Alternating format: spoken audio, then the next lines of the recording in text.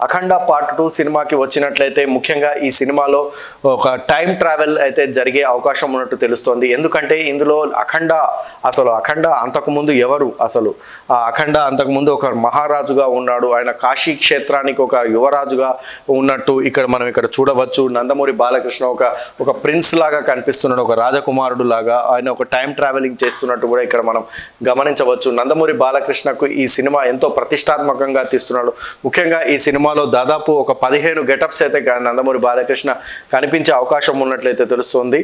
ముఖ్యంగా ఇందులో ఈ సినిమాలో పరమశివుడి గెటప్ లో కూడా నందమూరి బాలకృష్ణ కనిపించే అవకాశం ఉన్నట్లయితే మనం ఇక్కడ గమనించవచ్చు. అఖండ పార్ట్ 2 సినిమాకి వచ్చినట్లయితే ముఖ్యంగా ఈ సినిమాలో ఒక టైం ట్రావెల్ అయితే జరిగే అవకాశం ఉన్నట్టు తెలుస్తోంది. ఎందుకంటే ఇందులో అఖండ అంతకుముందు ఎవరు అఖండ అంతకుముందు ఒక మహారాజుగా ఉన్నాడు. ఆయన కాశీ క్షేత్రానికి ఒక యువరాజుగా ఉన్నట్టు మనం ఇక్కడ చూడవచ్చు. నందమూరి బాలకృష్ణ ఒక ప్రిన్స్ లాగా కనిపిస్తున్నాడు, ఒక రాజకుమారుడు లాగా. ఆయన ఒక టైం ట్రావెలింగ్ చేస్తున్నట్టు కూడా ఇక్కడ మనం గమనించవచ్చు. నందమూరి బాలకృష్ణకు ఈ సినిమా ఎంతో ప్రతిష్టాత్మకంగా తీస్తున్నాడు.